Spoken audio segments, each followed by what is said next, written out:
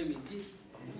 Chers amis, nous allons partager ensemble avec vous sur les considérations générales sur les conflits et les violences. Mais j'aimerais quand même que les amis qui sont derrière là, est-ce que vous êtes en mesure de lire, s'il vous plaît? Oui, les amis. Parce que hier, on avait des difficultés par rapport à notre PowerPoint. Notre atelier, ça porte sur l'analyse sociale, sur les violences et les conflits. Ici, nous voulons, n'est-ce pas, tracer le portrait par rapport à ces phénomènes de violence, d'abord des conflits de violence en milieu scolaire. Et ça va nous permettre, n'est-ce pas, de nous lancer pour le deuxième exposé et surtout pour les travaux qui auront lieu demain. Et l'objectif, j'ai proposé cet objectif, c'est de rappeler, juste de rappeler, parce que la plupart de ces notions sont connues, n'est-ce pas, par nous, de rappeler, mais aussi fixer certains aspects sur les phénomènes de la violence et des conflits, tels que cela est vécu en milieu scolaire. Je vous présente juste les sommaires. Et nous allons d'abord, n'est-ce pas, comprendre les conflits. Qu'est-ce que les conflits? Au travers de brainstorming. Brainstorming, nous allons, n'est-ce pas, relever les aspects, les concepts, les terminologies qui font, n'est-ce pas, référence aux conflits. Les types de conflits. Quels sont les types de conflits? Quelle est la typologie des conflits? Tout ça, c'est un rappel, mais aussi nous allons fixer les éléments. Les sources des conflits, mais aussi les acteurs des conflits. Chaque fois qu'on parle de conflits, il y a toujours des acteurs, des protagonistes, des parties. On va, n'est-ce pas, faire un rappel quant à ceux. Et nous allons parler un peu, n'est-ce pas, de l'analyse des conflits. Pourquoi doit-il analyser les conflits? Et c'est juste des notions plus ou moins élémentaires, mais importantes à notre sens. En deuxième lieu, nous allons comprendre la violence. Qu'est-ce que la violence? Notion. La violence. Évidemment, le phénomène est vivant, vécu partout. Partout où nous passons, c'est la violence, n'est-ce pas? Et aujourd'hui, ce n'est pas rare de trouver quelqu'un, on peut rencontrer, on peut, n'est-ce pas, capturer ou mettre la main sur quelqu'un qui a, semble-t-il, volé une poule ou quelque chose parce qu'il est affamé et les gens disent « Mumuchome ». Ça veut dire quoi? C'est que les phénomènes deviennent de plus en plus récurrents chez nous, la violence, sous toutes ses formes. Nous allons voir, n'est-ce pas, les sources de la violence. D'où proviennent les violences, en fait, dans notre société, en général, et même dans nos écoles. Ce qui fera l'objet, n'est-ce pas, du débat pour demain. Quels sont les types de violences?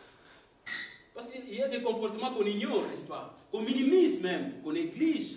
Pourtant, ce sont des comportements, n'est-ce pas, de violence, des attitudes violentes, des paroles violentes, des gestes même violents.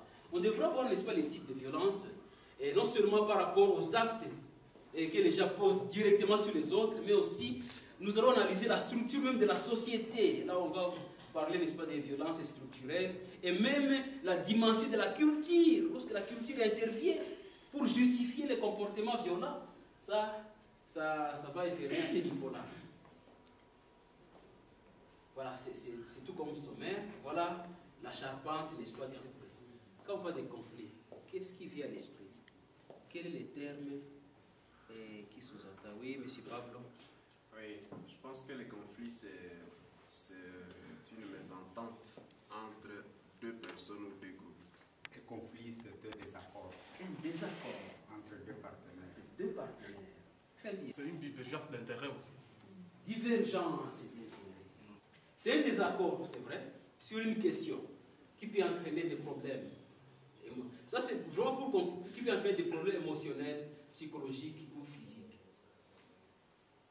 Une opposition, une contradiction, un désaccord au sujet, soit des idées, n'est-ce pas? Les désaccords peuvent porter sur les idées, sur les opinions, sur les points de vue, sur les croyances même, n'est-ce pas? Les croyances, là, on parle des conflits de valeurs, ou les conflits idéologiques, sur les intérêts, et même sur les appartenances ethniques. Quand on parle des conflits identitaires, des conflits interethniques, et ainsi de suite. Sur les appartenances tribales, raciales même, et surtout les besoins des individus. Et que donc il est impossible d'éviter les conflits, car il est inhérent à la vie l'homme. Et il est partout. Il existe dans toutes les structures de la société, que ce soit en famille, dans le gouvernement, les institutions, à l'école, ainsi de suite. Il y a un élément qui s'est souligné, c'est lorsqu'il y a divergence d'intérêts. D'autres soulignent l'idée d'incompatibilité d'intérêts. Lorsqu'il y a des intérêts, les besoins sont incompatibles, là il y a conflit. En fait, nous allons voir que tout conflit n'est pas violent. Il y a des conflits qui ne sont pas violents. Toute violence n'est pas, plutôt tout conflit n'est pas violence. Ça, on va voir dans les développements. Je crois là, la notion est claire par rapport au conflit. Et quels sont les types de conflits? Les types de conflits. D'après vous, quels sont les types de conflits, les catégories de conflits, les sortes de conflits que nous connaissons? Je peux parler de conflits latents. Oui. Je peux parler de conflits superficiels. Oui. Je peux parler de conflits ouverts. Les conflits peuvent être qualifiés de nombreuses manières, suivant plusieurs critères. Le premier critère, c'est par rapport aux acteurs en présence. Les acteurs en présence. Qui sont les acteurs? Qui sont les parties prenantes? Ça peut être par rapport au nombre, n'est-ce pas? Le nombre des acteurs. Ça peut être par rapport à leur âge. Ça peut être par rapport à leur position hiérarchique. Et là, on peut, n'est-ce pas, qualifier ou identifier un conflit. Nous allons le voir. Par rapport aux acteurs en présence, il y a quelqu'un qui a parlé des conflits interpersonnels, on va y revenir. Mais aussi, il peut s'agir du sujet du conflit. C'est-à-dire l'objet, sur quoi portent les conflits. Et c'est un avantage matériel ou quelconque, ou c'est par rapport au pouvoir. Il peut aussi s'agir de l'évolution, n'est-ce pas, les critères sur l'évolution du conflit. L'évolution du conflit. Et là, on peut parler soit du conflit déclaré ou ouvert, du conflit latent ou du conflit refoulé, selon l'évolution du conflit. Il peut aussi s'agir du critère de l'impact du conflit. Quel est l'impact du conflit? Et là, on distingue entre les conflits constructifs et les conflits destructifs. L'impact du conflit. Est-ce que les conflits visent, n'est-ce pas, à créer des relations qui permettent, n'est-ce pas, aux membres du groupe de recréer la confiance, de faire la paix, ou encore les conflits tendent à détruire les relations, à créer la méfiance, à détruire les relations. Voilà l'impact. Ça peut être un conflit constructif.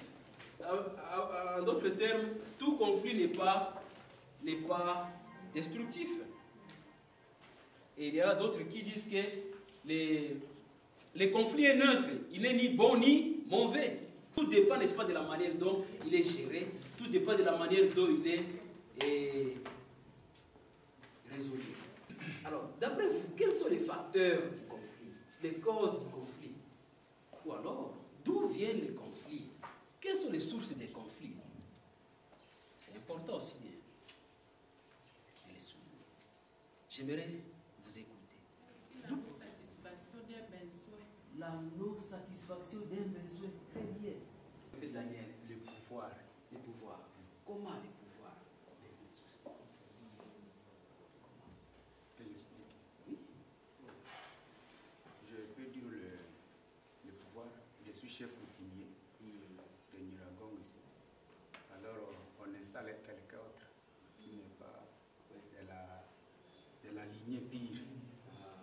Alors, ça devient source. C'est pas. Les rivalités, n'est-ce pas, au niveau du pouvoir, la compétition, lorsque les règles du jeu ne sont pas respectées, n'est-ce pas? C'est lorsque les règles du jeu ne sont pas respectées que le pouvoir devient source de conflits. Vous avez raison. On peut parler de la sous-estimation des autres ou de soi-même. D'accord. La sous-estimation ou la surestimation, n'est-ce pas, sont des sources de conflits. Quand quelqu'un se surestime, il devient orgueilleux, développe, n'est-ce pas, des attitudes négatives sur les autres. Orgueil, arrogance, tout ça, c'est ça. Mais aussi la sous-estimation, c'est aussi un problème, n'est-ce pas? Parce que que ça va créer des sentiments négatifs comme le rejet, comme on a dit là. Quelqu'un, c'est ça, toujours rejeté. Il peut faire quelque chose, il dit, ah, bah, vous avez fait ça parce que l'imi, parce que c'est si parce que en fait, je manque les mots pour exprimer ça, mais vous avez compris quand même. Ah, donc, oh, c'est parce que je ne suis pas de votre groupe ethnique. Hein, tout ça. Ah, parce que je ne suis pas... Ça, c'est aussi un problème. Les préjugés raciaux, la xénophobie, et ainsi de suite, l'intolérance religieuse, ça c'est très fréquent. Quand quelqu'un n'est pas de votre religion, facilement, vous pouvez l'écarter. Vous pouvez l'exclure. Moi, je vois même dans nos familles, si vous avez un musulman dans votre famille, comment vous vivez avec lui?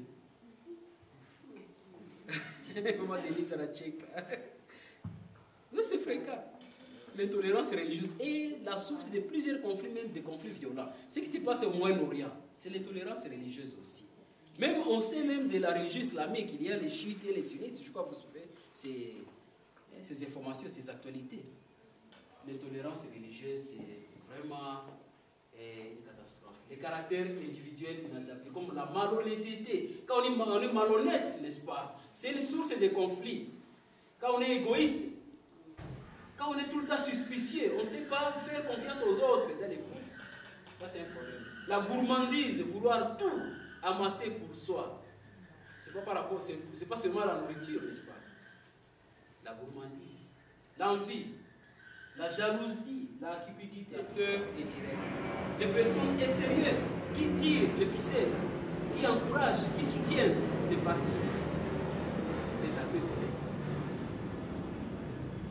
Ça peut être l'espoir des ressortissants étrangers, des parents, amis, ainsi de suite, relations sociales, professionnelles ou économiques. Les acteurs, qu'ils soient directs ou indirects, peuvent être à la fois internes ou même externes. C'est tout à fait normal. Avec les pères indicateurs, comme on avait beaucoup de temps, on a développé suffisamment, n'est-ce pas, avec des exemples. Je crois qu'ils ont donné des exemples de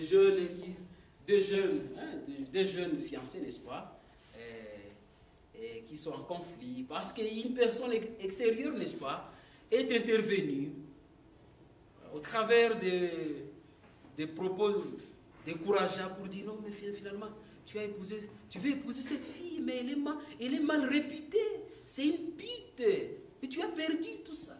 Alors, à un certain moment, on peut régler la question entre les deux, ça fait allusion, n'est-ce pas, à la personne ou à l'acteur indirect. Ça peut être même un membre de famille. Le parent qui dit non, je ne suis pas d'accord que tu prennes en mariage telle fille ou tel garçon. L'acteur peut être interne ou externe. Alors, les acteurs indirects, ceux-là qui attisent les faits, ceux qui soutiennent les acteurs directs, ils peuvent être soit catalyseurs. Des catalyseurs, ils peuvent jouer le rôle de catalyseurs, ça veut dire ils accentuent les conflits. Ils accentuent les conflits. Ou ils peuvent être modérateurs, ça veut dire ils atténuent les conflits, ils atténuent la pression. Ils veulent quand même amener, n'est-ce pas, les deux parties à trouver une solution, sans être médiateurs forcément. Donc les acteurs, raison pour laquelle dans les différents outils d'analyse des conflits, il y a ce qu'on appelle la cartographie des acteurs. Là, on analyse, n'est-ce pas, quels sont les acteurs au conflit, quels sont les rôles joués par les différents acteurs au conflit, et quels sont les liens entre les différents acteurs au conflit. Ça, c'est aussi important. Dans nos écoles, il y a toujours lieu, n'est-ce pas, de faire référence à tout ça. Les valeurs qui les divisent, ou les intérêts, ou les besoins, n'est-ce pas, madame Elisa parle de besoins. Ça peut être des problèmes intrapersonnels. Des problèmes intrapersonnels. Ou ça peut être l'histoire même. L'histoire. Quelqu'un a appris que les grands-pères, les arrière-grands-pères de tel, ce sont eux qui avaient vendu leur terrain de Lubero, par exemple. L'histoire peut jouer, n'est-ce pas, peut être un aspect invisible du conflit à cet moment. Les gens peuvent se battre, peuvent être en conflit, en désaccord, mais il y a les aspects liés à l'histoire. Comment on va découvrir tous ces aspects? Les conditions structurelles. Les conditions structurelles. Un enfant, peut-être, il est élève dans telle école. Les conditions, ça peut être, n'est-ce pas, au niveau de la structure familiale. Un enfant turbulent qui est toujours un bagarreur. Mais il faut voir la condition dans sa famille, la situation dans sa famille. Peut-être que ses parents se battent tous les jours. Peut-être que ça, n'est-ce pas, son père a déjà divorcé. Ses parents ont déjà divorcé. Alors les tensions au niveau de la famille peuvent influer sur les comportements déjà. Et quand un conflit apparaît, si on n'analyse pas, n'est-ce pas, les conditions structurelles comme des aspects invisibles, on ne saura pas. Et ainsi de suite. La violence. Qu'est-ce que la violence? L'utilisation des forces physiques ou psychologiques pour contraindre, ça veut dire obliger, dominer, causer des dommages, ça veut dire des préjudices, causer du mal ou même la mort. Elle implique des coups, des blessures, de la souffrance.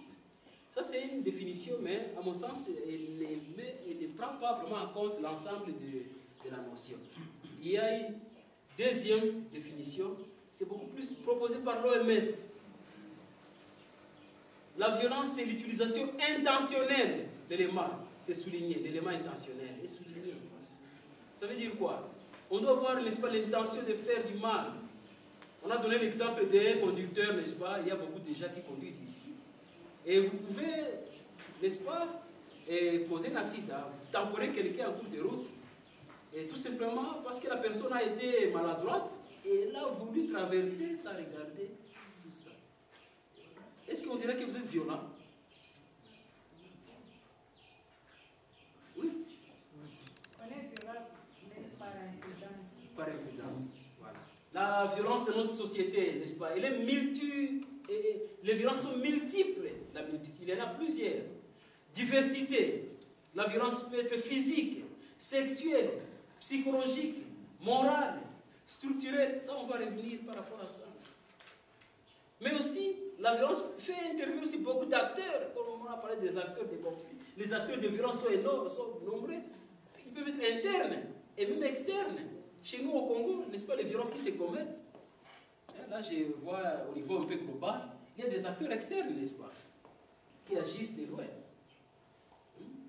à partir des pays voisins ou des pays étrangers. Ça veut dire des individus ou même des groupes. Ça peut être des opprimés et même des oppresseurs.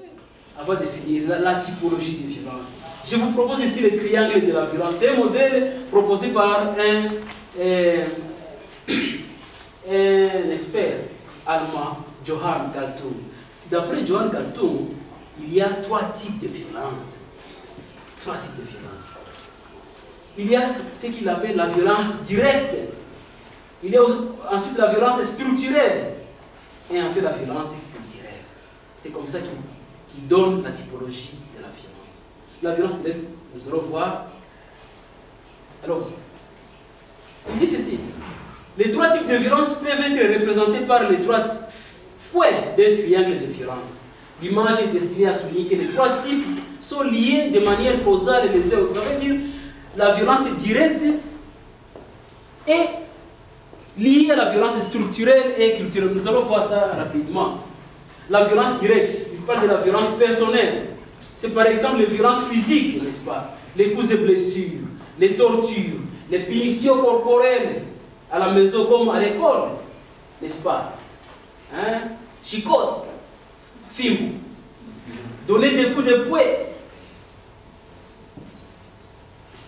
secouer quelqu'un, hein? Moufiner. Et on trouve ça normal. Étrangler, les exercices excessifs, c'est souvent à l'école, mais aussi dans les sports, c'est possible, n'est-ce pas? Il y a d'autres éléments, ce que je n'ai pas dit, c'est qu'il y a des éléments qui avaient été donnés à un certain moment. Nous avions un atelier ici, dans cette salle. Certains parmi nous y avaient pris part. Je vois Madame Nema. Vous étiez là? Donc il y a des éléments qui avaient été donnés, n'est-ce pas, ces jours-là. Alors j'en ai donné comme exemple. Interdit d'accéder aux toilettes. C'est une violence, n'est-ce pas? Les corvées scolaires. Les élèves qui passent des heures, par exemple, ce n'est pas dans nos écoles, en train de torchonner les WC. les violences verbales, les insultes, n'est-ce pas, les propos diffamatoires, ça veut dire les imputations dommageables. Là, on voit la médisance et la calomnie. La calomnie. Quel fléau chez nous. Et beaucoup de gens ne se rendent pas compte que ce sont des violences. Parce que beaucoup en ont souffert. Des gens sont tombés malades tout simplement parce qu'on a raconté des histoires, des fausses histoires sur eux. Ce sont des violences verbales. Mais aussi des violences psychologiques qui visent à réduire l'estime de soi. C'est comme les mépris, les dénigrements. Mépriser quelqu'un, les dénigrer, les sous-estimer.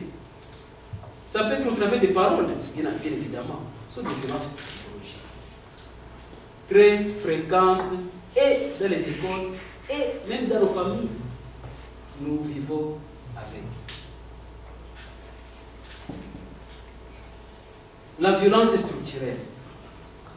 Ici, il n'y a pas une personne directement responsable de la violence, mais c'est plutôt la société, ça veut dire la violence fait partie intégrante de la structure même de l'organisation. Ça peut être au niveau social, politique, économique, et ainsi de suite.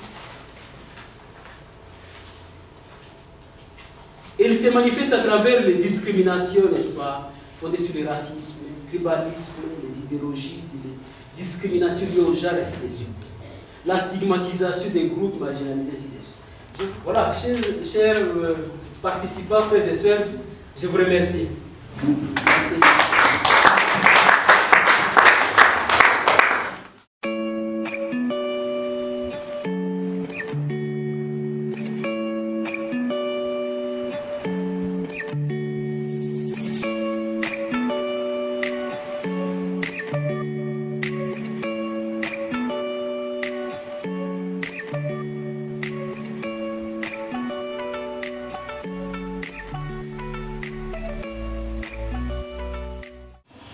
Je crois que la petite présentation que je pourrais faire, je serai un peu synthétique parce qu'une bonne partie a déjà été présentée par ce qui concerne le conflit de la violence. Je pourrais parler de définition de concepts clés qui entrent à jouer dans le cadre de mon exposé, c'est-à-dire je parlerai de l'analyse sociale, je parlerai de l'analyse sociale, je parlerai un peu d'école, bien que je parmi vous, il y a plusieurs aspects.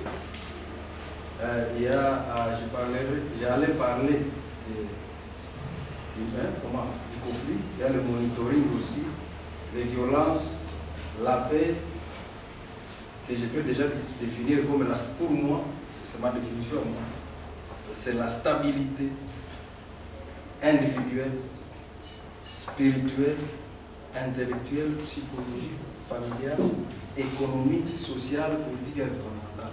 C'est ça ma définition que moi je donne à la paix. Donc si quelqu'un dit j'ai la paix, c'est qu'il a une stabilité individuelle à lui. Donc il s'accepte tel qu'il est. Il a confiance à ce qu'il est. Il croit à ce que Dieu l'a fait et dit je suis stable. Haïzi Nakatia Machoko, pour qui a changé un peu capitulaire parce qu'apparemment la beauté signifie être brille. Et Akajichukia, un peu comme je vois actuellement les jeunes gens marchent avec beaucoup d'élégance parce qu'ils voudraient quand même influencer ou peut-être à Kakamata une démarche qu'il estime être meilleure et c'est ça à l'aise ou après. C'est cette stabilité-là, quand on n'a pas la stabilité individuelle ou avec soi-même, on a un conflit qu'on appelle intrapersonnel, selon mon prédécesseur.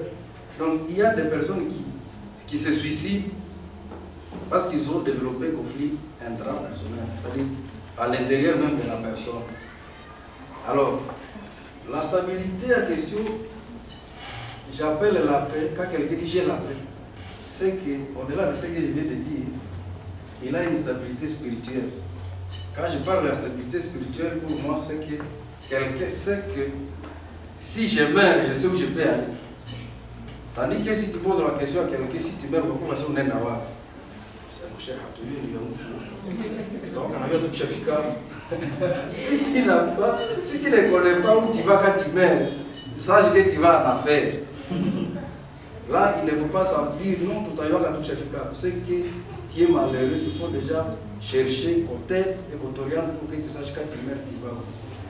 Il faut avoir la stabilité spirituelle. C'est-à-dire, si tu fréquentes, ne sais pas quelle religion, il faut savoir que là où j'ai pris Dieu, je sais qu'on me montre là où je vais et d'où je viens. Alors, j'ai défini la paix aussi comme la stabilité intellectuelle. Peu importe le niveau d'études ou le niveau d'instruction, si tu sens que je suis satisfait avec ce que j'ai fait comme étude, tu as la stabilité, tu as la paix. Je vois un peu certaines personnes qui nous ont précédés, qui sont commerçants, avec lesquels j'ai échangé. Ils te disent non, moi je suis satisfait avec ce que j'ai fait comme étude. Donc là, la stabilité, là, la paix avec son niveau d'étude. Qu'il soit diplômé d'État ou pas, il est satisfait. Qu'il soit gradué ou décisif, il dit moi je suis stable.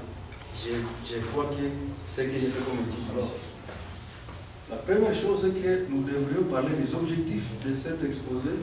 Pour moi, c'était d'assurer le renforcement des capacités des acteurs scolaires sur la technique d'analyse sociale dans les écoles, afin de rendre efficace le travail des PMI scolaires et dans la gestion et la transformation des conflits. C'est-à-dire, je sais que vous avez beaucoup de formations, seulement nous sommes en train de nous capaciter les uns les autres pour qu'on arrive à faire, c'est-à-dire à augmenter à ce que nous avons comme connaissance, les quelques techniques d'analyse sociale en milieu scolaire. Parce que je peux vous dire que comme celui qui m'a précédé m'a présenté, notamment Darcy, je suis celui qui a piloté les analyses sociales de la ville de Goma et même de la province du Nord. Pour ceux qui peuvent avoir besoin de ces matières, il y en a certains d'entre vous qui ont participé à ça. Au moins nous avons eu à couvrir les problèmes de la ville de Goma. Donc à fika kumina ya Goma utakutana ile page yenye kwa kuma problème za ville ya Goma au za commune, que ce soit à la mairie comme chez le gouverneur. On a dit à mon bureau qu'il ne puisse pas dire je ne connais pas mes problèmes. S'il ne sait pas ses problèmes, c'est qu'alors il est moins intelligent. Quand c'est bandé comme on les coupe changer, c'est pas qu'il banquier cette fois-ci.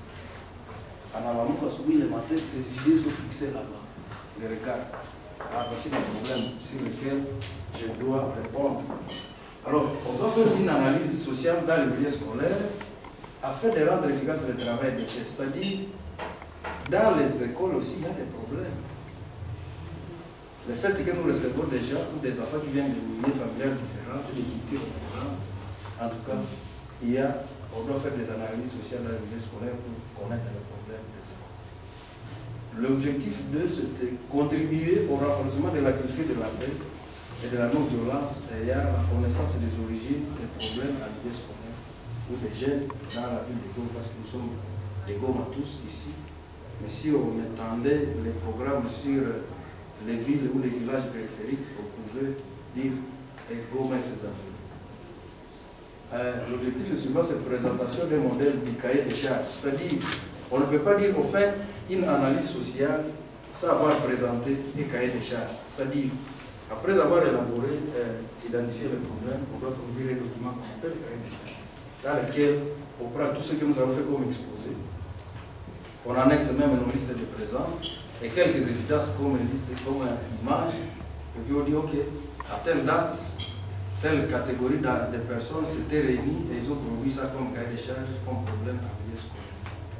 Élaborer aussi un cahier de charges qui identifie nos problèmes et les problèmes que nous pouvons identifier. On peut dire les 5 problèmes prioritaires sont ceux-ci. Et puis, parce qu'il y a des problèmes qui naissent en fonction des problèmes principaux. Si vous résolvez ces problèmes ici, il y en a d'autres problèmes qui tombent carrément, parce qu'il y a des problèmes qui sont des effets collatéraux des problèmes principaux. Et si on arrive à identifier des problèmes principaux, on peut arriver à dire, au moins si on résout tel problème, l'autre problème va tomber dessous. C'est une analyse sociale, c'est que nous sommes en train de chercher quoi? De faire les éléments des problèmes et puis tunaangalia zile makombozo, tunaangalia comment se constitue ça pour faire un. Alors, il y a la synthèse, comme je disais que l'analyse au risque de confondre ça avec la synthèse, mais c'est une opération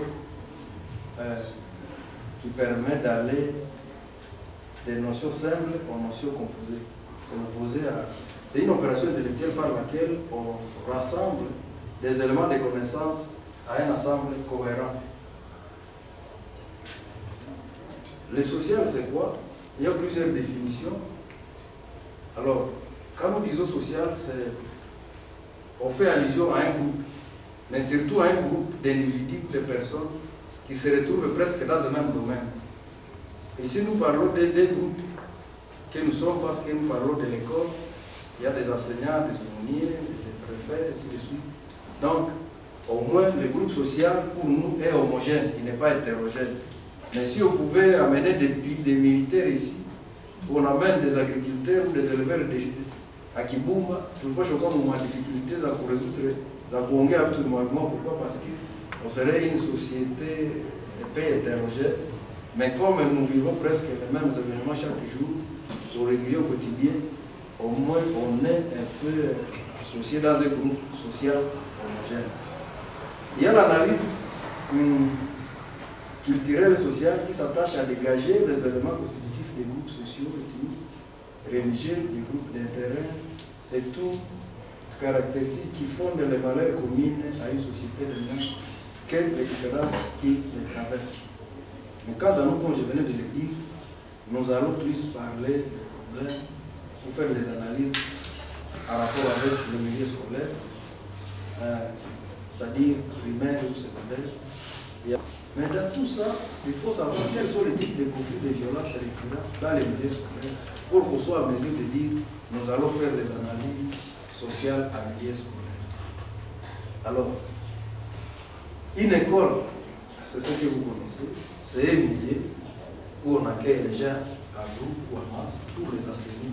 On leur donne des enseignements de façon collective. Un enseignement, c'est tout simplement une pratique ou une mise en œuvre par quelqu'un qui est chargé d'enseigner les autres, un enseignant, qui vise à transmettre des compétences ou des connaissances, des savoir-faire, des savoir-être à un élève ou à un étudiant ou à tout autre public dans le cadre d'une institution éducative.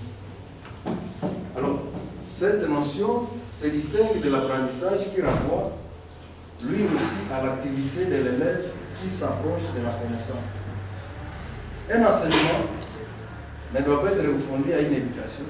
Ce sont des termes qui sont très voisins. Et nous disons que l'enseignement correspond à la formation globale d'une personne à divers niveaux. Ça peut être un niveau religieux, ça peut être un niveau moral, social, technique, scientifique, médical, et je passe. Néanmoins, l'enseignement contribue à cette formation et constitue donc une composante importante de l'éducation. Elle fait partie vraiment de l'éducation. Ça peut être aussi source de conflits pendant que l'on administre une éducation ou une formation ou un enseignement. Pendant que l'on a formé, entre-temps, il devient aussi source de conflits. Notamment, vous êtes témoin. Commençons par exemple, si un enseignant, j'avais un enseignant qui avait l'habitude de dire quand est-ce que. Alors, il ne savait pas dire quand est-ce que, pour lui c'est quand est-ce que. Et c'était devenu son. Il y avait un enseignant, je ne sais pas trop parce qu'il était à l'Institut Majeur, je ne répéterai pas ce que c'est. Quand j'étais arrivé à Goma, cet enseignant avait déjà eu un nom. Et c'est vrai parce qu'il avait l'habitude de prononcer ce mot-là régulièrement. Et c'était devenu son nom. Bon, si l'enseignant a l'habitude de porter une chemise qui porte des écriteaux à l'intérieur, au devant ou au derrière, et bien comme je voyais 50-100 à l'Estigo, il y avait un enseignant qu'on appelait 50-100. Donc, parce qu'il avait l'habitude de. Il aimait vraiment ce polo-là. C'était vraiment précis apparemment pour lui. Alors, c'était devenu son nom. Mwingine anavaa la ceinture parce que yangu zinakuwa kwa boss na anakuwa jina yake boss. Mwingine anavaa la ceinture na anakuwa kwa 501 na inakuwa 501. Donc on peut, pendant qu'on est en train d'enseigner, pendant qu'on est en train d'administrer des enseignements, on devient aussi source de conflits. Comme on peut aussi créer d'autres conflits. C'est-à-dire quand nous disons analyse sociale, il faut savoir qu'on fait ce qu'on appelle le monitoring. Le monitoring c'est un mot anglais mais qui a été francisé. Je ne vous dirai pas l'année. Mais au moins, ça désigne ce qu'on appelle la surveillance. C'est un terme au départ médical, en tout cas, on a emprunté ça de la médecine pour qu'il soit utilisé de façon générale. Mais les origines de ce mot, de cette expression, est purement d'origine médicale, c'est-à-dire on fait la surveillance des activités humaines, économiques et électriques d'un organe. En médecine, le monitorisme ou le monitorage désigne la surveillance des patients à l'aide d'un appareil appelé moniteur qui fonctionne de manière automatique. C'est-à-dire, on fait le monitoring des faits sociaux ou des actes qu'on pose à l'école, on fait la surveillance, on peut être à mesure de dire, ah, donc il y a des gens qui vont tricher parce qu'ils ne faut pas soit bien enseigné. Ah, wanafunzi tricher parce qu'apparemment il y a une légèreté d'éducation de base, soit à l'école, soit à la maison. Parce que si l'élève n'a pas maîtrisé la matière, on a tendance à tricher. C'est déjà un problème. C'est pour vous dire que donc, si on sait que dans une école, vraiment la tricherie, c'est vraiment une ambiance, c'est préféré, c'est qu'alors, dans cette école, il faut vous dire, les degrés d'enseignement posent problème. Comme nous disons l'analyse sociale, dans cette perspective, cette session recherche à démystifier les causes structurelles de la souffrance. Il y a des conflits structurels, c'est notre Jacques Alonguer. Il y a des conflits, des violences qui sont devenus tellement structurels que, alors il faut aussi identifier, il faut faire un monitoring ou monitorage pour qu'on fasse quoi, pour qu'on arrive à outiller les personnes qui participent aux analyses sociales afin qu'ils soient en mesure de dire voici ce qui peut être la piste de solution. Quelqu'un a posé la question ici hier, mais ça, les kataka ni dénoncer, on va tricher le maçon, on a fait. Si c'est devenu structurel dans une classe, on a les 3 derniers pas vraiment la technicien ou copiste. Si tu parles à l'enseignant, on va te rosser après coup. Prends soin de parler à ces gens-là. On a les changer. C'est ça la stratégie. Il faut leur parler. Comment étudier, comment se préparer pour ne pas être triché. Parce que la meilleure et mauvaise façon de chercher à tricher, d'ailleurs il y a des tricheurs qui ne savent pas comment tricher. C'est lorsque l'un dans la salle qui veut chercher à tricher qu'on a tout ça pour étudier. Parce qu'il n'a même pas étudié. Alors, la meilleure façon, c'est de parler à la personne pour qu'il cesse de tricher.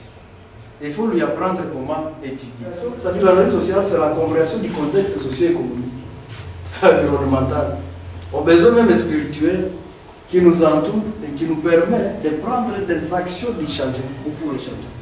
Il y a un aspect que je voudrais parler sur l'environnement. L'environnement, nous avons ma définition par rapport aux expériences vécues. Pour moi, l'environnement commence dans la chambre, dans les lits, mon kitane. Parce que l'environnement, a évolué à Kandani pendant longtemps que tous les autres environnements. Si j'ai 40 ans aujourd'hui, c'est que j'ai déjà couché 20 ans. Vrai. Oui. Si tu as 50 ans, si tu as 20 ans, c'est que tu as déjà couché pendant. Comme on a 20 ans, donc chaque là 10 ans. Comme on a 15 ans, donc chaque là 7 ans. Pourquoi? Parce que nous quittons nous dormons à quelle heure? Si vous calculez les heures de vos années que vous avez déjà vécues sur la terre, et vous évaluez, vous calculez le temps pendant lequel vous avez déjà dormi, vous allez vous rendre compte que vous avez déjà dormi la moitié de votre vie. Le système éducatif ne répond pas aussi aux besoins. À un moment donné, alors le fait que tu n'as pas routine, moi, il y a répondra que mes besoins sociaux. À un moment donné, apparemment, il n'a pas eu comme souci à ma révolte. Quand nos enfants voient ce qui se passe ailleurs dans d'autres écoles, alors wanataka waza mwalimu anafundisha technologie na atawafundisha biashara vya fasi nyingine. Kisha tena anakuja la grille, la poulie, les puits, les pédaliers.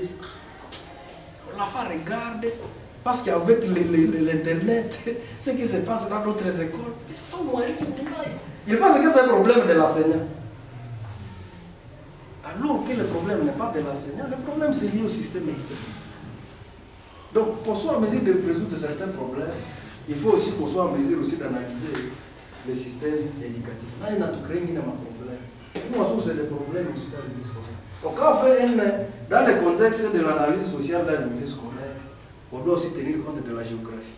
Comme je disais, aucun n'a installé école à milieu rural ou milieu chaud, sans pour le connaître. Tu ne dois pas commencer le cours à 8 heures, parce que quand il est déjà 11 heures, tout le monde se fâche, tout le monde se chaud. Donc tout le monde a moins civilisé. On doit tenir compte des aspects géographiques. Quand vous êtes dans les montagnes, là où il fait très froid, comme par exemple quand vous arrivez actuellement, j'étais arrivé à Kitchumbe, j'ai senti que comme on a déjà détruit suffisamment les arbres, la température a un peu monté. Mais on ne veut pas commencer le cours à 8 heures à un moment donné, dans certaines minutes.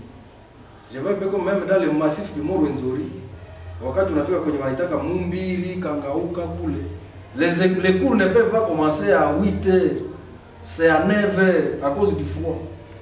Parce qu'il y a la neige là à la montagne. Alors il y a certains endroits quand vous vous réveillez très tôt le matin, vous avez la neige. Alors au lieu d'être glacé à cause du froid, il faut attendre qu'il y ait de la chaleur. Et les élèves de là sont robustes, sont forts comme un peu ceux de Kitimba, l'important c'est l'analyse sociale. Dans le milieu scolaire, elle fournit des informations sur les caractéristiques de la vulnérabilité et de l'exclusion sociale. Elle intègre notamment les éléments ci-après. Le positionnement social des individus, ou les familles, les capacités intellectuelles, ou les aptitudes.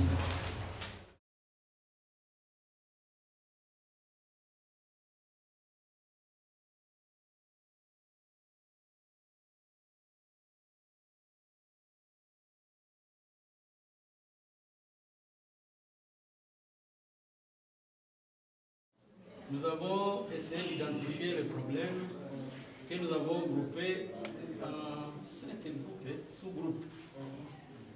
Le premier problème, ce sont les problèmes entre chefs d'établissement et enseignants. Nous avons remarqué qu'il manque de transparence dans la gestion de la prime, ce qui entraîne la mégestion. Cela a comme conséquence les retards dans les paiements, le manque de transparence, comme on l'a dit, l'incompréhension dans le monde de recouvrement,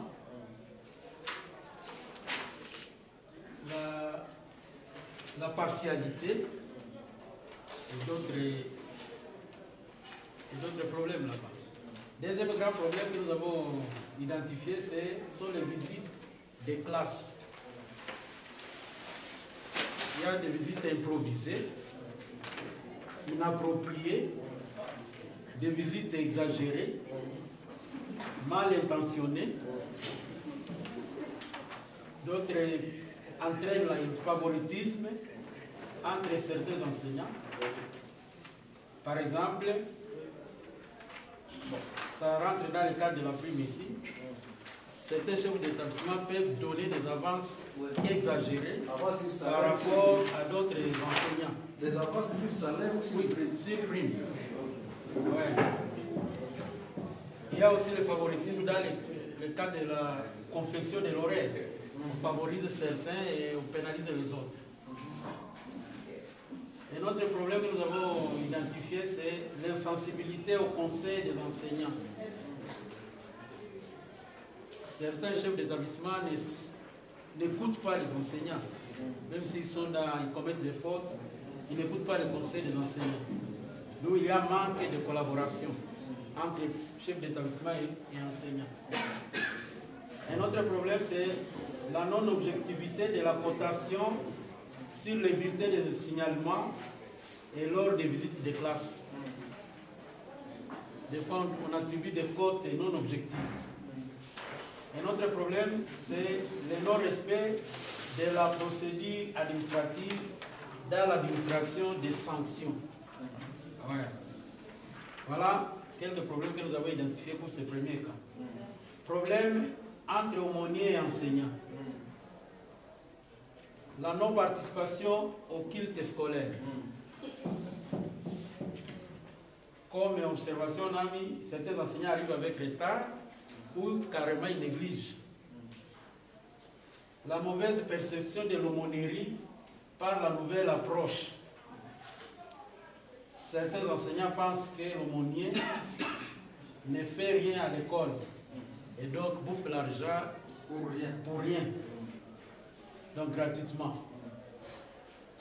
Mauvaise perception de l'aumônier comme œil regardant de la direction contre les enseignants. Ouais.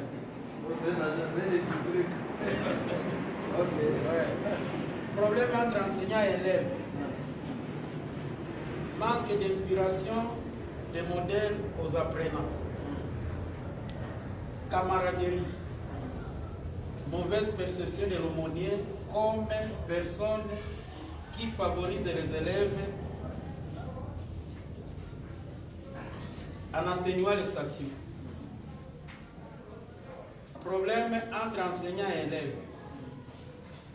Punition inadaptée à la faute commise. Autoritarisme. Correction et cotation par sentiment. Manque d'esprit d'écoute chez les enseignants. La non-maîtrise de la matière qui entraîne des tâtonnements en classe et beaucoup de bruit là. Les surnoms collés aux enseignants par les élèves. Enfin, problème entre enseignants. Des considérations de certains enseignants par rapport à leurs cours. Il y a des cours qu'on appelle les cours de deuxième degré par rapport à d'autres cours. Dessin, civisme, voilà. Nous avons eu un long moment d'échange, alors on n'a pas eu le temps d'écrire. Mais sinon, nous avons identifié 3 problèmes et leurs causes, conséquences, solutions et le service en charge. Le premier problème a été que nous avons identifié parmi tous ces problèmes, ce qui est vraiment majeur. Nous avons parlé des manques de transparence dans la gestion de la prime. Et la cause, nous avons trouvé 5 causes. Notamment, manque de communication entre chefs d'établissement et les enseignants. C'est la première cause. La deuxième cause, manque de bonne volonté du chef d'établissement. Troisième cause, ça peut être la non-implication du chef d'établissement dans la gestion de la comptabilité.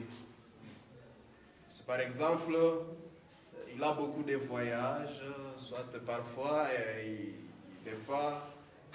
il participe dans d'autres réunions. Alors, entre-temps, c'est la comptabilité qui gère la finance et il a peut-être moins de temps d'aller voir cette gestion-là. Ça peut être la cause. L'autre cause, nous avons trouvé l'ingratitude de certains enseignants. Il peut y arriver que peut-être même le chef d'établissement est en train de vouloir bien gérer, mais il y a une certaine ingratitude seulement des enseignants. Et la dernière cause, nous avons trouvé manque de confiance au chef d'établissement.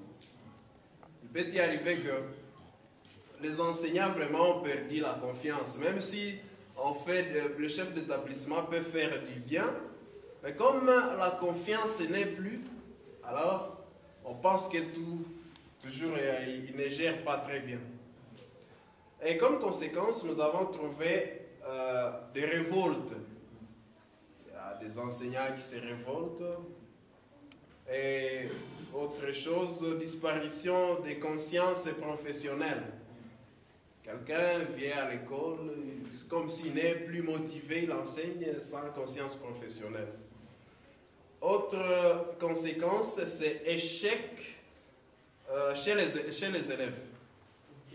Lorsqu'on a mal enseigné, bien sûr, l'échec doit se faire voir même chez les élèves. La dernière conséquence, baisse du niveau de l'enseignement. Automatiquement, les élèves ne seront pas bien formés. Et comme solution à ces problèmes, nous avons trouvé que si on peut avoir la communication claire Ça peut être une solution.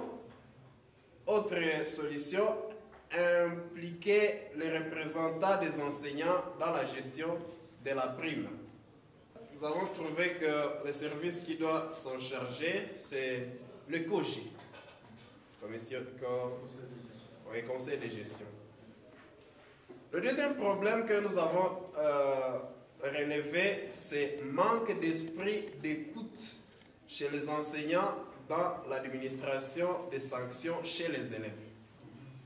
Là, nous avons pris au niveau maintenant des enseignants et élèves. Et la cause de ce problème, nous avons trouvé 3 causes. Notamment, il y a la sous-estimation de l'enseignant. L'enseignant lui-même peut se sous-estimer.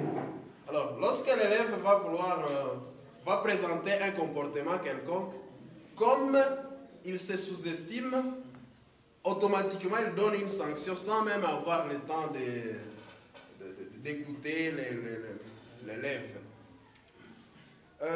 Deuxième cause, transfert des problèmes à domicile, du domicile à l'école. Peut-être on s'est querellé à la maison avec maman ou papa. Alors, cette colère-là, étant dans la tête, on arrive en classe avec cette colère. Alors, lorsque l'élève va commettre une erreur, vous sanctionnez même au-delà de l'erreur. Puisqu'il y a déjà quelque chose qui n'allait pas depuis le début, en commençant déjà la leçon. Autre cause, c'est l'autoritarisme des enseignants. Il y a ceux qui sont seulement autoritaires. Donc, on fait seulement, si on dit ceci, bon, il n'y a pas vraiment quelqu'un qui peut passer à côté de cela. Comme conséquence, nous avons trouvé que cela crée des conflits permanents entre enseignants, élèves et parents. Il y a toujours des conflits là-bas. Comme solution, nous avons trouvé que ce qui peut gérer cela, c'est avoir l'esprit d'écoute. Si l'élève commet une erreur, c'est vrai, vous pouvez sanctionner, mais que vous ayez le temps quand même de l'écouter. Parce que, on a pris l'exemple, il peut y arriver que l'élève, par exemple, est venu avec un pantalon troué, et puis vous lui dites de passer au tableau noir. Il résiste. Pas parce qu'il ne veut pas passer, mais parce qu'il sait qu'il y a quelque chose qui est caché là-bas. Ouais, alors, vous allez risquer de le punir, alors que peut-être si vous pouvez l'écouter, si vous pouviez l'écouter de lui seul, il pouvait vous dire en tout cas, pardonnez-moi, il y a quelque chose qui ne va pas là-bas. Le problème majeur rencontré régulièrement entre élèves en milieu scolaire central. La sous-estimation et surestimation tant au niveau intellectuel, économique, social, ainsi de suite. Les vols, la tricherie et collaboration négative. Entre enseignants et élèves, on a vu la gratuité, manque de compréhension des différences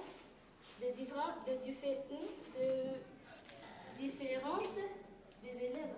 Oui. La mauvaise communication, mauvaise réclamation des droits. Entre élèves et autorités, nous avons reconnu la sévérité, le laisser-aller et la légèreté dans la prise de décision.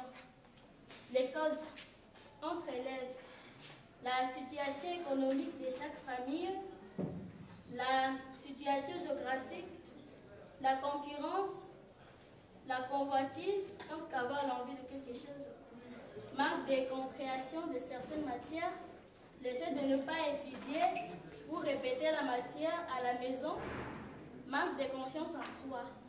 Entre enseignants et élèves, la politique du pays, donc en cas de gratuité, la rapidité dans les explications, les dérangements et distractions, niveau bas des élèves, le traumatisme, manque d'acceptation, sous-estimation et surestimation, marque de courtoisie, entre élèves et autorité, sauvagerie, sauvegarder son autorité, marque de confiance en soi, la crainte du préfet vis-à-vis de certains élèves à cause du rang social de leurs parents. Pour les conséquences, nous avons vu ce qui suit. Entre élèves, les échecs, renvoi de l'école, conflit entre enseignants et élèves, et entre enseignants et élèves, on a vu. Donc on est en train de faire des études dans de mauvaises conditions, et c'est ce qui est en train d'entraîner les échecs. Prolongation de l'année, et puis encore échec. Entre élèves et autorité, la sauvagerie et le désordre. Les solutions. Entre élèves et élèves, acceptation de soi. Être fier de ce qu'on est. Les élèves, le problème numéro 1 qui concerne la sous-estimation et la surestimation, la solution a été que l'on puisse s'accepter, donc l'acceptation de soi. 2, il faut être fier de ce que l'on est.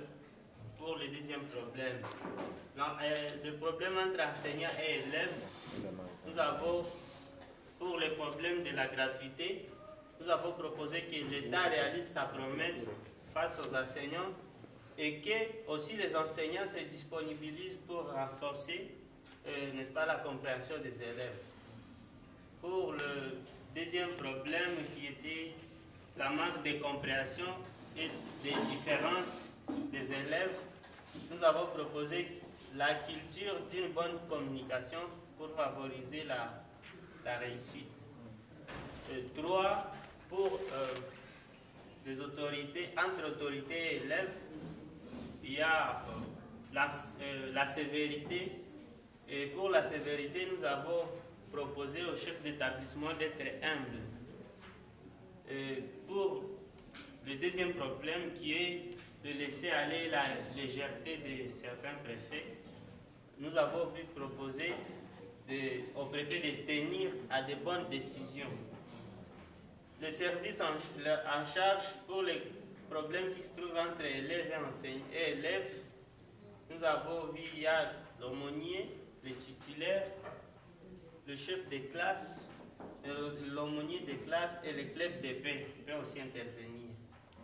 Pour l'enseignant, entre les problèmes qui se trouvent entre enseignants et élèves, le service en charge, il y a le titulaire de classe, l'aumônier, et si ça ne réussit pas là-bas, on peut aller jusqu'au préfet des études ou au directeur des études. Entre autorités et élèves, nous avons dit que ceux qui doivent intervenir sont le titulaire de classe, aumônier de l'école, mais aussi le comité des parents. C'est tout.